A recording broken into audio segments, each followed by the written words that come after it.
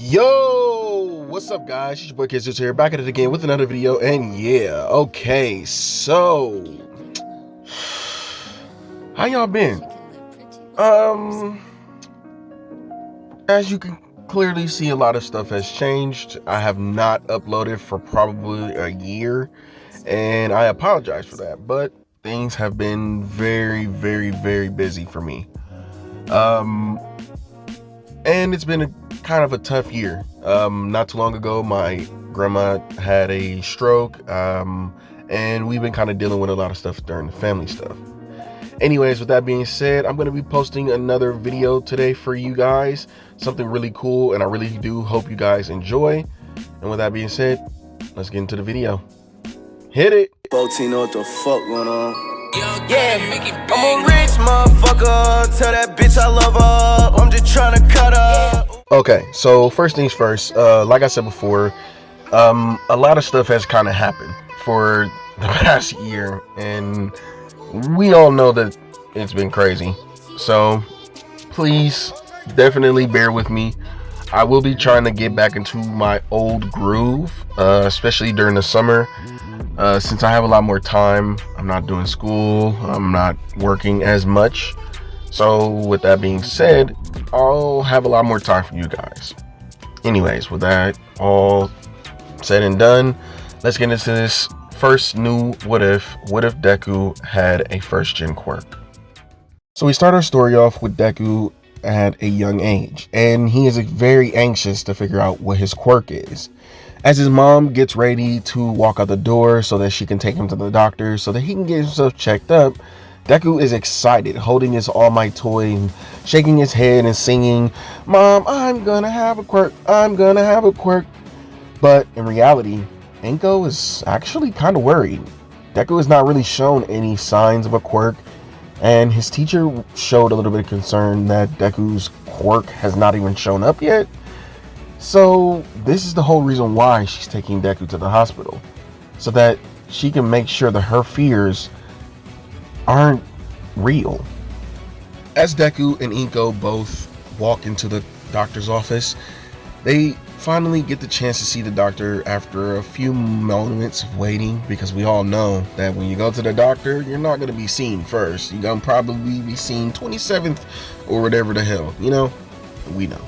Anyways, as Deku and Inko walk into the doctor's and sit down, the doctor begins to examine Deku. Inko is extremely worried and not really sure how to feel about this whole thing. I mean, Deku's dream is to be a hero, which is something that scares Inko a little bit, but she wants to make sure that her child has every opportunity in life. But then again, if Deku doesn't have a quirk, things are going to be extremely hard for him. Anyways, as Deku and Inko finish up Deku's examination, the doctor sits down in a chair and tells Inko that he is extremely unsure if Deku is going to ever get a quirk. See, Deku shows signs of a person who is quirkless, and these signs tend to be extremely factual. 9 times out of 10, kids who show this specific bone in the foot tend to never really have a quirk. That is something that humans had evolved to a point to where we know and can diagnose if a person is going to have a quirk that way or not. And since Deku shows this sign, I don't think he's going to. Deku, unsure of all of the very scientific facts, is kind of confused, but when the doctor gets to his point, he knows exactly what that means. And it shuts his happiness down from 100 to 0. Inko looks over to Deku, who is extremely devastated in the situation. And Inko then begins to plead with the doctor. Is there some type of way that we can help him? Or is this way, do I need to go to another doctor and get some more guidance? What can I do? As Deku silently hurts and heart breaks in millions of pieces, Inko begins to try to plead with the doctor, but the doctor tells her that all they can do is hope. As Deku begins to walk home, he is extremely sad. he sits at the computer and his mom puts on his favorite All Might video. See, Deku is extremely an All Might fanboy, as we all know. And he thinks that this is going to make him feel better. And it actually ends up working this time. See, the video that Deku is watching currently while his mom is basically getting ready for dinner is a motivational speech from All Might. This actually touches Deku and makes him think that he can still be a hero. He can do whatever he can possibly do to be a hero. And so, the next day, Deku asks his mom if he can get into some karate classes. He wants to get stronger in a different way. And so, Deku begins to sign up himself for martial arts classes, and as well as getting into sports and everything he could possibly do to make his body as strong as possible. Deku's determination to become a great hero is so great that something begins to change in him. Something that will change Deku's life for the better. One day, a few years after the entire event of Deku finding out that he is quirkless, one day Deku and his mom are actually on their way to a store. And while they're getting there, they get to the supermarket. Everyone begins to shop just normally. Everything is pretty much normal. That is until a giant villain breaks through the door and begins to harass all the people in the store. Deku is extremely terrified and is worried that his mom might get hurt. So when the villain walks up towards him and his mom, he steps right in front of his mom and says, "You get the hell away from her!" Who the hell are you, kid? The villain turns his large arm into a tentacle and smacks Deku. The villain's quirk is octopus. He can basically turn his body into that of, well, an octopus. He can turn his legs into tentacles. He can turn his arms into tentacles. He can shoot ink and pretty much just octopus stuff. Anyways, as Deku gets whacked across the room, he begins to get back up and run over back to his mom. Inko is extremely worried for Deku because she doesn't want anything to happen to her child. So when the villain's about to hit him again, she jumps in the way and the villain ends up hitting Inko. This pisses Deku off. So Deku grabs something that is extremely close to him, a mop, and he again ends up swinging it around, using it like a bow staff. The villain begins to say, "Kid, you think that's going to work on me?" Deku then runs up to the villain and then jumps up, using the bow staff as leverage, kind of like he was using like a pole vault, and he vaults right over the damn villain and then uses the mop to swack him in the head. As the villain gets hit in the head, he begins to say, "Ow, that hurts!" He then swings his tentacle towards Deku, and Deku dodges out of the way, but then ends up getting hit by a second tentacle. "You're not fast enough to deal with me, kid. You're weak. Use your stinking quirk. It seems like you don't have one, you weakling. How dare a weakling like you try to attack me?" He then begins to enlarge his tentacle and is about to smash Deku under it. Deku rolls out of the way and is extremely exhausted because he's never had to fight anybody with a quirk before. Well, not have to fight anybody with a quirk and also protect his mom before. This is real hard work.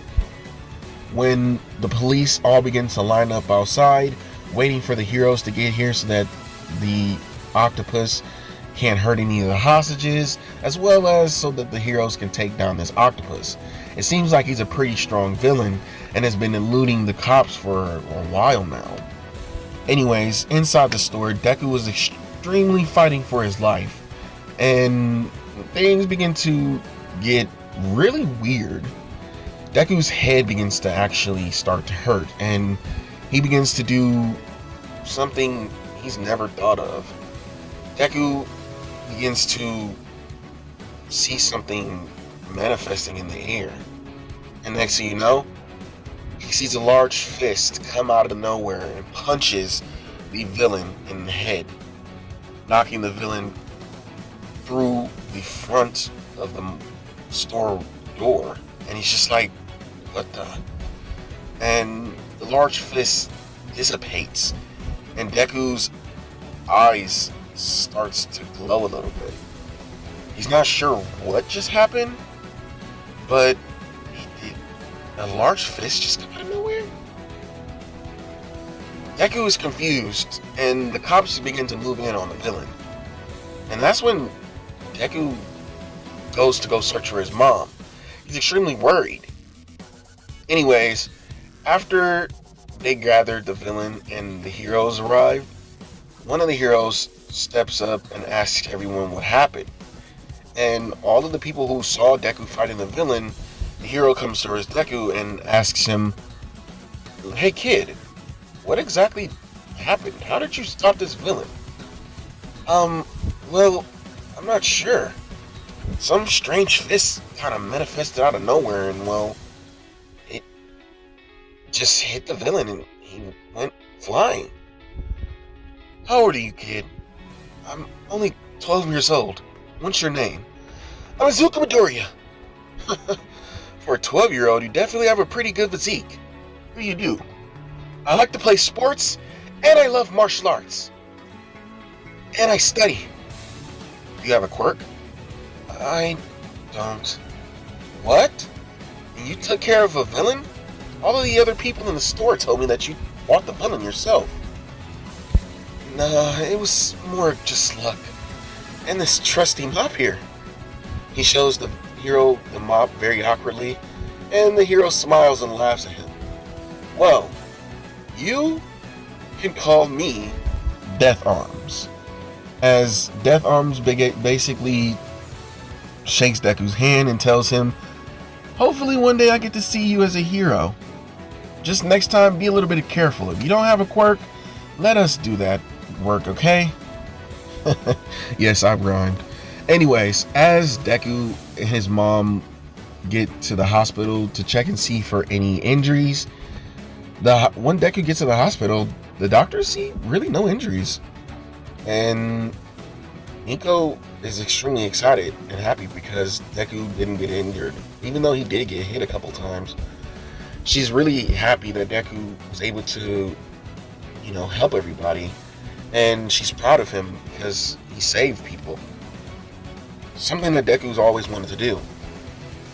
Deku, on the other hand, his mind is still wrapped around where that fist came from. I mean, sure, he thought about punching the villain again, but the fist just popped up out of nowhere. As Deku is examined, one of the doctors actually end up looking at Deku's, skeleton, and they ask what kind of quirk did Deku have, and because it seemed like Deku's body kind of spiked after a while, and the doctors are confused as to what it was. They've never seen some type of phenomenon like this. They've only heard of it. And it shows that Deku's previous history is that he was quirkless. But for some reason, he has shown signs of quirks. All the doctors in the hospital begin to come together, and then they come back to Deku and Inko's room. Then they ask Deku, young Midoriya, yes? We'd like to ask you a few questions. They spend about a couple of hours questioning him, and Deku is kind of unsure what the whole situation is. And they do a few more tests, and they actually see that Deku shows sign of a quirk. Very, very strong signs of one, actually. And Inko is confused because, well, the last doctor that she went to told her that Deku would never get a quirk. They've been to at least 4 doctors before, and, well, all of them said the same thing. Deku was kind of confused too, and he was hoping that this was not some type of sick joke that the doctors were playing on him. He got a little irritated and also a little confused. What do you mean? The doctor said I didn't have a quirk. How could I possibly have one? Well, there is a phenomenon that happened a long time ago when quirks first started. People just started to randomly manifest them. You, sir, might be a first-generation quirk user. A first generation? But wouldn't I be considered a fourth? Yes, in normal circumstances, you would be. But you want to do some more tests. We want to see if you can activate your quirk. We'll be scheduling you a few appointments for the next couple of days. So please be here so that we can test and see what kind of abilities that you have. First generation quirk users don't really follow the same rules and regulations that normal quirk users use. It's due to something that is with the quirks. And since you're born in this generation, your quirk might be very powerful. So, with that being said, Deku and Inko come back to the doctors, and Deku tries everything in his power to activate his quirk. And on the last day of the examinations, Deku actually ends up manifesting something again. Another large fist appears as he thinks about punching a post right in front of him. The doctors are confused and baffled. They can't really say anything, and their throats are all dry of nervousness, and so is Deku. He manifested that fist that happened in the mall. He saved those people with his quirk. Then Deku started to think, I have a quirk? I have a quirk! Yippee! He gets excited and jumps up and down, and everyone is extremely excited for him too. Inko runs to Deku and hugs him, and the quirk demanifests. The doctors are kind of confused on what his quirk actually could be, and they spend the next couple of days telling Deku to do the same thing that he just did now. Deku begins to focus really hard and tries to manifest something other than a fist, and he does. It seems like some type of quirk that allows him to create things from his imagination. It's sort of like a creation quirk, right? No, it's a manifestation quirk.